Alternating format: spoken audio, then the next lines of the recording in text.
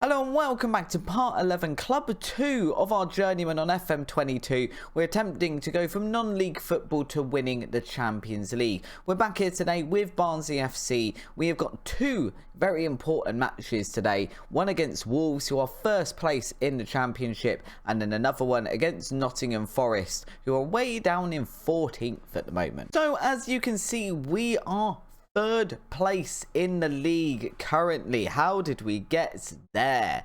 Well, let's have a quick look at the results since you were last with me. We haven't played a huge amount of games since then, particularly. The last two we would have seen on the channel were the Middlesbrough and Reading games, which we did win both of those. We then lost 2-0 to Hull, and it looked like it was about to all go wrong.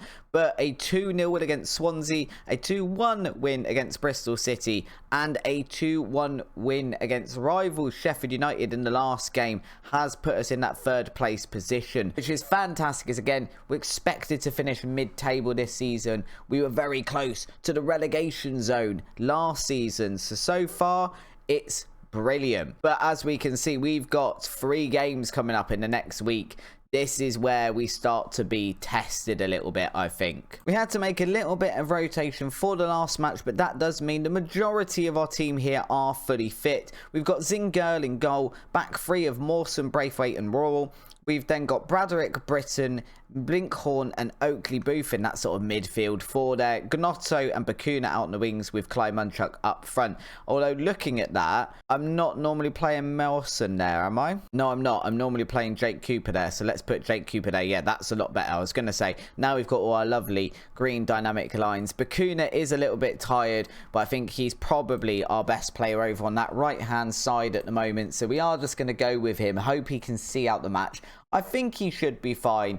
We had a couple of tired players in our team for the match against Sheffield United, and they were kind of at this sort of tiredness level, and they coped absolutely fine. So we're hoping that, again, the momentum is kind of carrying us at the moment. I think I said that last episode. Momentum rather than energy levels at the moment is what is sort of carrying the team forward. Wolves side here. Let's have a quick look before we actually... I was going to say before we start properly. I wanted to have a quick look at the Wolves side and see who they've got in their team. When we played West Ham earlier in the season, I think it was third game in, they still had like Declan Rice in the team, players like that as well. So they were very much still the Premier League team that you'd expect. They had Thomas Soucek, who was in midfield. Oh, that's a big ball forward.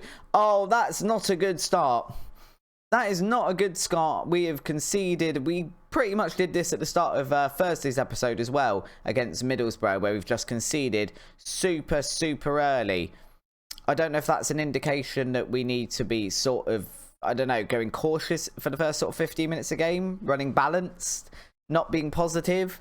What does that tell us? What do you guys reckon? Let me know down below. What is that data telling us?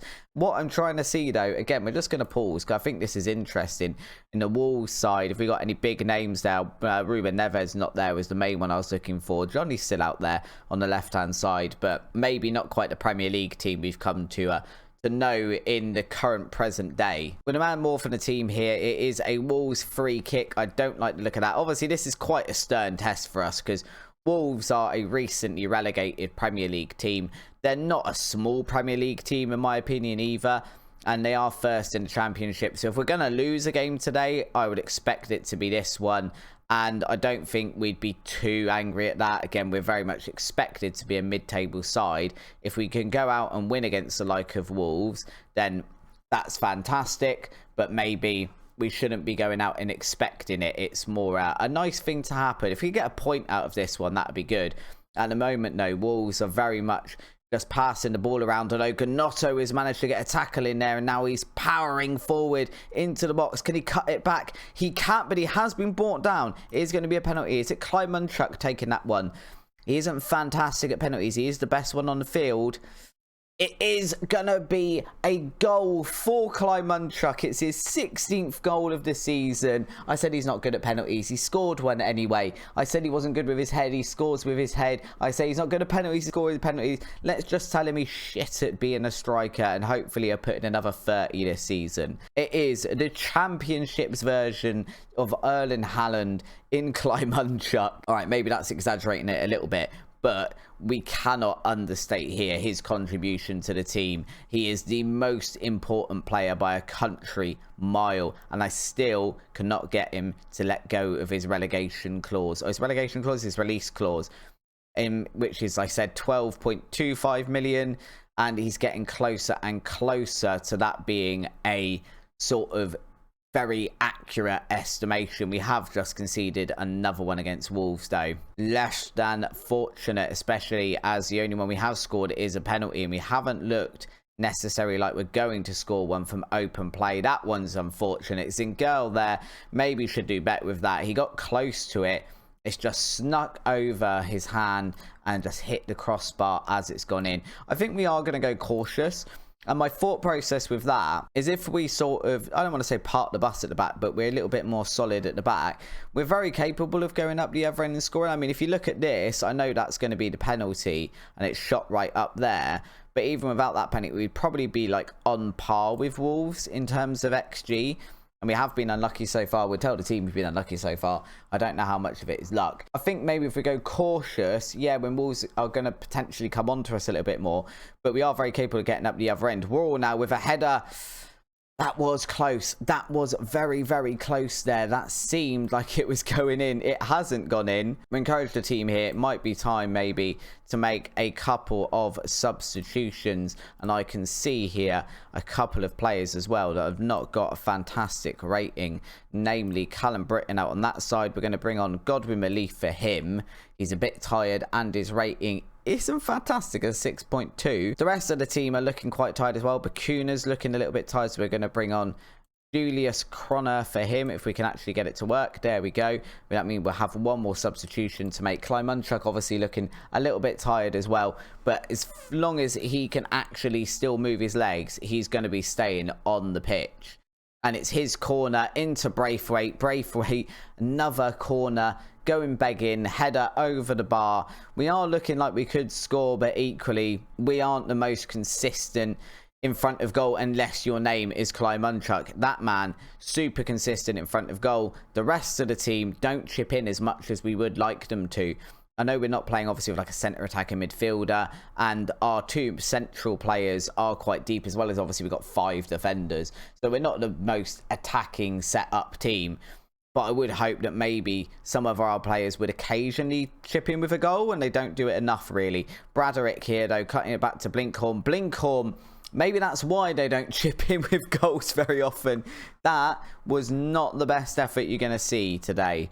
I hope that's not the best effort you're going to see today. Blinkhorn has equally got a 6.2 and a yellow card, and has just, you know, bottled a chance that he could have done something with. Either got the shot on target or played a through ball to Kleimunchuk or done something. But it does look like it's going to be a 2-1 loss to Wolves unless we do something here very, very late on. Roll to Oakley Booth.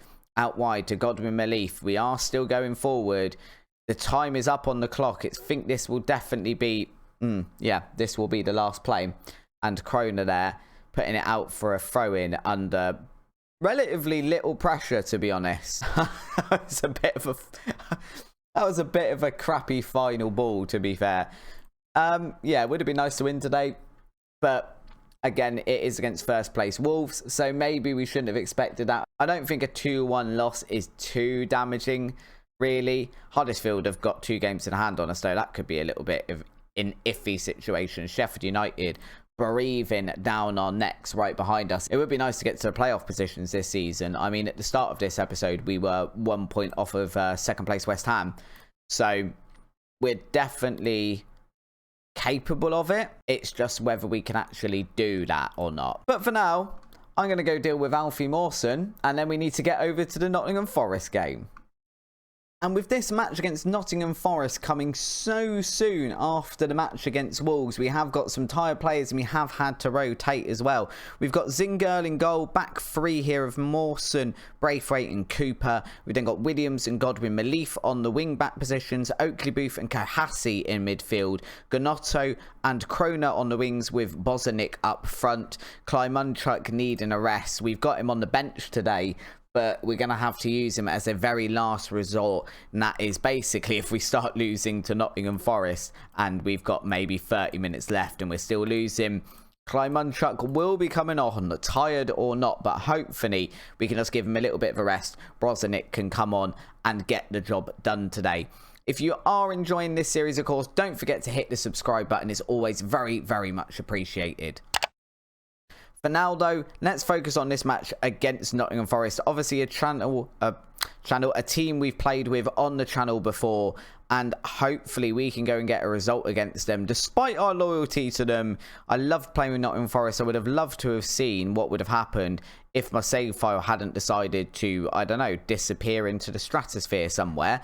It would have been lovely to see what we could have done with Nottingham Forest, but not to be. We shall never know if we would have gone and won the Champions League with them. I don't think we would have won the Champions League with them, if I'm completely honest.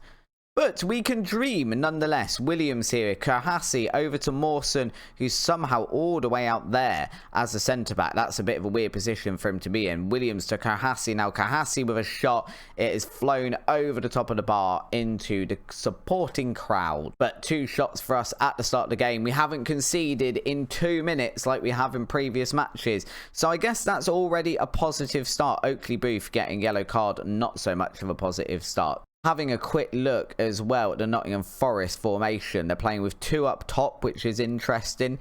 2 wing backs, the same as us, but 2 up front for them today.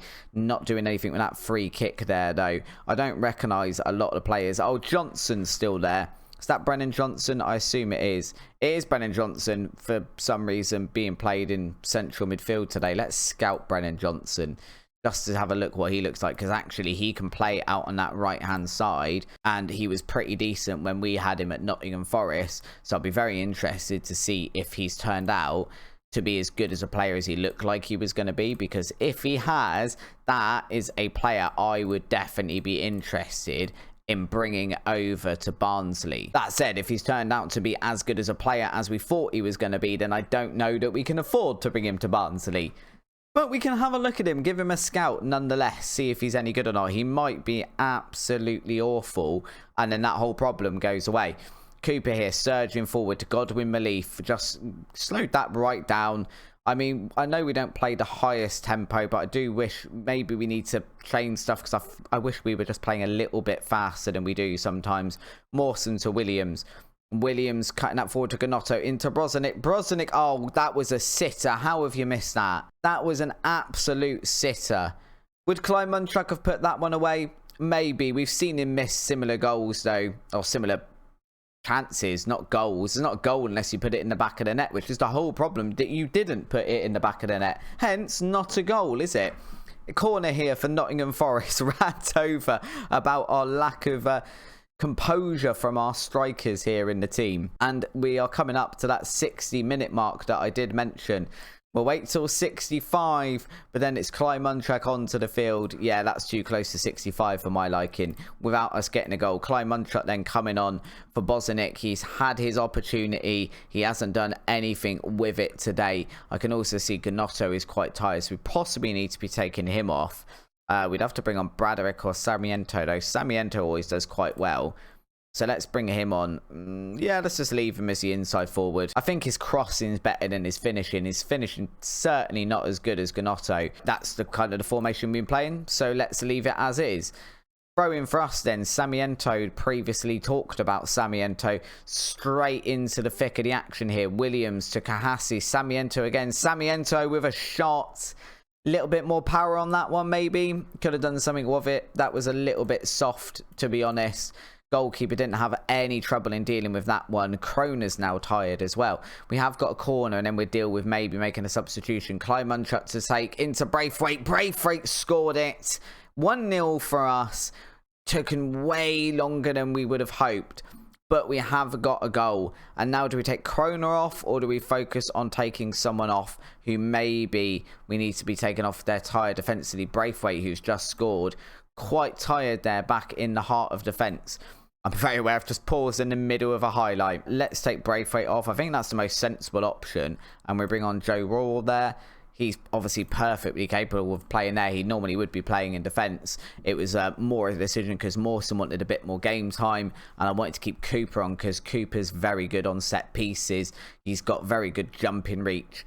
Both an asset defensively off of a set piece and when you're attacking him as well. Brennan Johnson, that we were previously talking about, through on goals, and girls managed to push it away.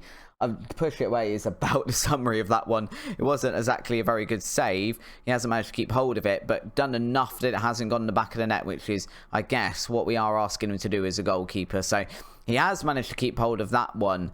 Are we going to distribute this one? No, we're not. Not in the highlight anyway. It's another free kick here for Nottingham Forest. Zingirl again with some safe hands. We should have probably defended that one better there. I don't know. He needed to be saving that one.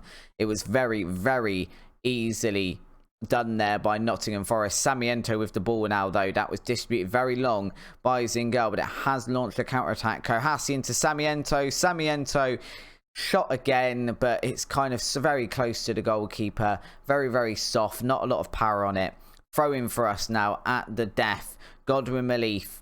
It's a pass to Kronia, over to Rural. Rural with a shot from range.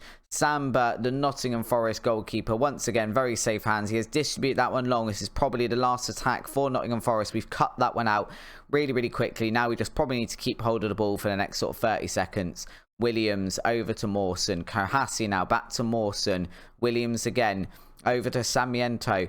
This is probably what we need to be doing now, just keeping hold of the ball. Oakley Booth there making the decision to try and launch an attack, which probably isn't needed when we only had 30 seconds to go. Nottingham Forest now, yeah, they've snatched at that one and it's gone into the crowd. Luckily for us, though, that is a 1-0 win. Probably not quite as emphatic as we would have hoped for, but it's 3 points nonetheless. So it's 3 from a possible 6 today. Where does that leave us in the league? That leaves us still in 3rd place with 35 points. Huddersfield, it looked like they've dropped some points somewhere as well. They've now got 32, so they can catch up with us. We're only 2 points behind West Ham, who are in 2nd. So this is turning out to be a pretty reasonable start to the season. Clyde Munchuk's still looking like he's going to need a rest. We have got more games coming up this week. We've got the game against Rotherham now, and then we're into December, which again, it's 2 games a week pretty much throughout December. This could be a long slug now. I'm thinking we'll probably end up coming back tomorrow towards the end of December, start of January time. We've then got that first FA Cup round for us. 3rd round for the FA Cup, 1st round for Barnsley. So we'll probably come back around that time as we sort of get towards the transfer window. I'm not expecting a lot of business, although for those of you who are interested, for having a look at this, Roland Aarons wants to go out on loan. Jordan Jones, who obviously we're not really using, so that's fine, wants to go out on loan. I'd like to get him out on loan, but no one's coming in and bidding for him, even if we're offering to pay all his wages. Julian Justfan wants to leave, which is fine. We're not really using him. He's valued at about £5 million. We got him on a free, so that'd be a lovely profit. Kohasi also wants to leave. We've said if a bid of 6.5 million comes in, that will be fine. He can go again. I believe we got him on a free. We did. So we could make some lovely profit, but until we sell those players, there isn't going to be any business in January. We're just going to have to stick with what we've got. If you have enjoyed today's episode, of course, please do drop a like down below. It really helps out with the YouTube algorithm. And if you want to watch the rest of the series and want to support the channel, hit the subscribe button as well. It's completely free. You can unsubscribe if you do want to later. But there's lots of cool stuff on the channel. Tutorials, tip videos, and this series uploaded 4 times a week for your viewing pleasure. So it is a great time to subscribe to the channel should you wish. If you want to see what the rest of the channel has to offer, though, have a look at this video, and I will see you tomorrow for the continuation of our Journeyman on FM22.